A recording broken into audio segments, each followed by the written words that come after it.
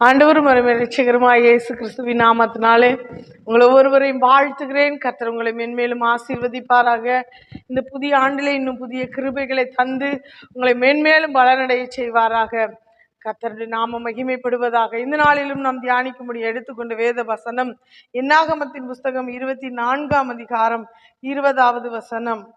மேலும் அவன் அமலேக்கை பார்த்து தன் வாக்கியத்தை எடுத்துரைத்து, அமலேக்கு முந்தி எழும்பினவன், ஆனாலும் அவன் முடிவிலே முற்றிலும் நாசமாவான் என்றான். இந்த 24ஆம் அதிகாரம் யார் சொன்ன வார்த்தை என்றால், பிலேயாம் தீர்க்கதரிசி இஸ்ரவேல் ஜனங்களை குறித்து சொன்னதான வார்த்தை. இஸ்ரவேல் ஜனங்களை சபிக்கும்படியாய் அழைக்கப்பட்டவன் தான் பிலேயாம் தீர்க்கதரிசி. பாலாக்கினால் கூலி பொருத்தப்பட்டவன் தான் இந்த தீர்க்கதரிசி.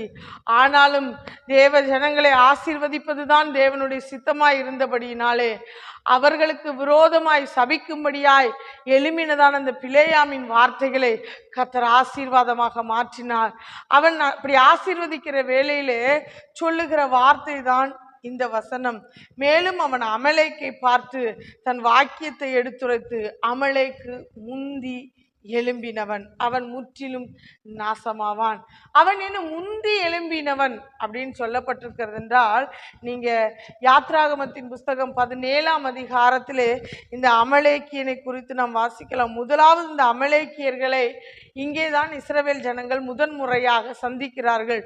எகிப்தை விட்டு வெளியே வந்து செங்கடலை தாண்டி அவர்கள் ரெவிதீமுக்கு வரும்பொழுது ரெவிதீமிலே அமலேக்கியர் அவர்களோட கூட யுத்தம் பண்ணினார்கள்.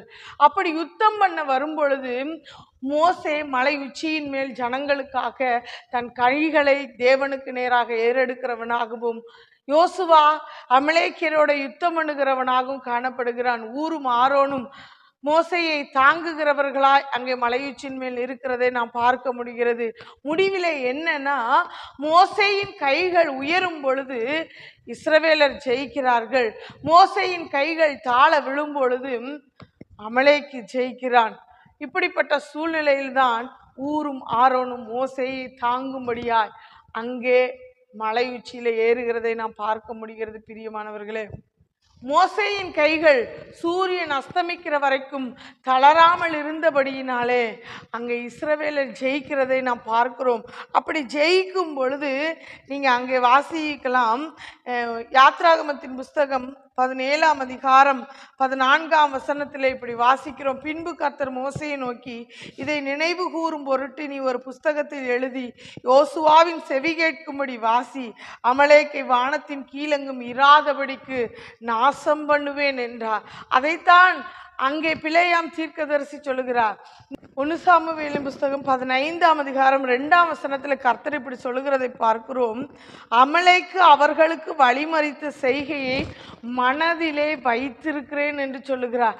அப்படின்னா இவங்க முத சந்திச்சது, யுத்தத்தை சந்திச்சது அமலேக்கியரோட தான். அந்த நேரத்துல நடந்த அந்த காரியத்தை அவன் முற்றிலும் நாசமாவான் அப்படின்றத அவர் கடைசி வரைக்கும், அமலேக்கு நாசமாகிற வரைக்கும், அவன் முற்றிலும் சங்காரமாகிற வரைக்கும் கர்த்தர் மறக்கவில்லை. அதை 1 சாமுவேல் 15ஆம் அதிகாரத்தில் கூட சவுலின் இடத்துல சொல்லுகிறார். அருமையான தேவ பிள்ளைகளே, ஆசீர்வதிக்க கட்டளை பெற்று வந்தவன் தான் பிலேயாம். ஆனால் அந்த நேரத்திலையும் அமலேக்கை குறித்து அங்கே ஒரு தீர்க்க தரிசனமான வார்த்தைகளை சொல்லுகிறதை நாம் பார்க்க முடிகிறது. இந்த அமலேக்கு முந்தி எழும்பினவன், அதாவது இஸ்ரவேல் ஜனங்கள் முன்னேறி செல்லக்கூடாதபடிக்கு தடை செய்தவன் தான் இந்த அமலேக்கு. முதலாவது அவங்க செங்கடலை சந்திக்கிறார்கள். தேவன் அதை 2ஆக பிரிக்கிறார். வெட்டாந்தரையை போல அதில் நடந்து செங்கடலை கடந்து வருகிற தேவ ஜனம் முதலாவது சந்திக்கிறவர்கள். அவர்களுக்கு விரோதமாய் முதலாய் எழும்பினவன் இந்த அமலேக்கியன் தான். இந்த அமலேக்கியன் முற்றிலும் நாசமாவான் என்பதை கர்த்தர் ஒரு நாளும் மறந்து போகவில்லை.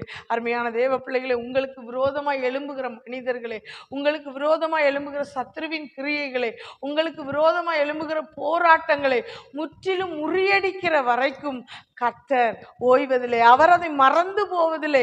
நிச்சயமாய் உங்களுக்கு விரோதமாய் எழும்புகிற எல்லா ஆயுதங்களையும் அவர் முற்றிலும் சங்கரிக்கிற நல்ல தேவனாய் இருக்கிறார். வாக்குத்தத்தம் பண்ணினவர் அவர் உண்மையுள்ள தேவன்.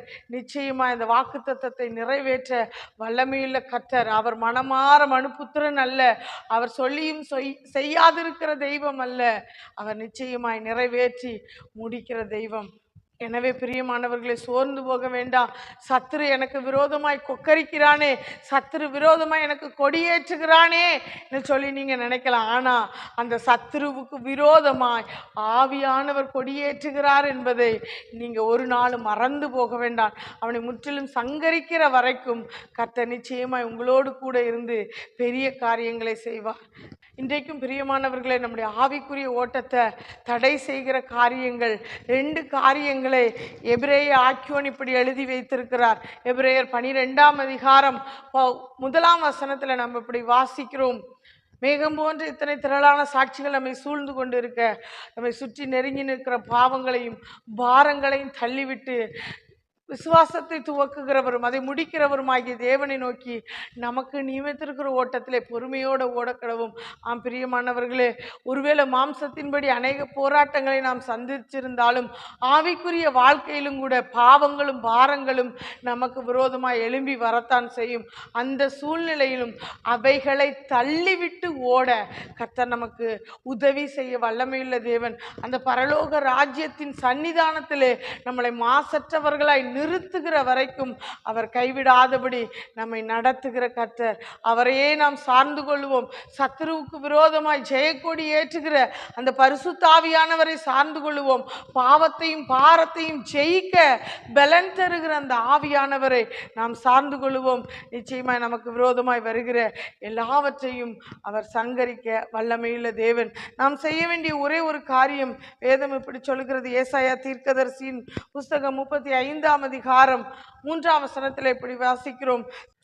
தளர்ந்த கைகளை திடப்படுத்தி தள்ளாடுகிற முழங்கால்களை பலப்படுத்துங்கள். உங்கள் கரம் தேவனுக்கு நேராய் உயர்த்தப்படட்டும். அமலேக்குக்கு விரோதமாய் யுத்தம் பண்ணும்படியாய் புறப்பட்டதான அந்த இஸ்ரவேல் ஜனங்களுக்கு ஒத்தாசையாய் மோசேயின் கரங்கள் தேவனுக்கு நேராய் உயர்த்தப்பட்டது. அவனுடைய முழங்கால்கள் தேவனுக்கு முன்பதாக முடக்கப்பட்டது. எனவே பிரியமானவர்களே, நம்முடைய கைகள் தேவனுக்கு நேராய் உயர்த்தப்படட்டும். நம்முடைய முழங்கால்கள் தேவனுக்கு நேராய் முடக்கப்படட்டும். நமக்கு விரோதமாய் எழும்பின அமலேக்கின் கிரியைகளை கர்த்தர் முறியடிப்பார். நமக்கு விரோதமாய் எழும்புகிற சத்துருக்களை ஒன்றுமில்லாமல் போக பண்ணுவார். நாம் இந்த காரியங்களை செய்வதிலே சோர்ந்து போக வேண்டாம், தவற வேண்டாம். நிச்சயமாய் கர்த்தர் நம்ம கூட இருந்து நடத்துவார். ஜெபிக்கலாமா? அன்பின் பரலோக பிதாவே, உம்மை நன்றியோடு ஸ்தோத்திரிக்கிறோம் ஆண்டவரே. இந்த நாளிலும் தகப்பன் அந்த நல்ல வார்த்தைக்காய் ஸ்தோத்திரம். எங்களுக்கு விரோதமாக எழும்புகிற எல்லா அமலேக்கின் கிரியைகளையும் முறியடிக்கிறதற்கு கர்த்தர் எங்களுக்கு பலன் தருகிறதற்காய் உமக்கு ஸ்தோத்திரம். நீங்கள் அவைகளை ஒன்றுமில்லாமல் போக பண்ணுகிறதற்காய் உமக்கு நன்றி அப்பா. அவன் முற்றிலும் நாசமாவான் தகப்பனே. சத்துரு சங்கரிக்கப்படுகிற வரைக்கும் நீர் எங்களுக்கு ஒத்தாசையாய் இருக்கிறதற்காய் உமக்கு நன்றி.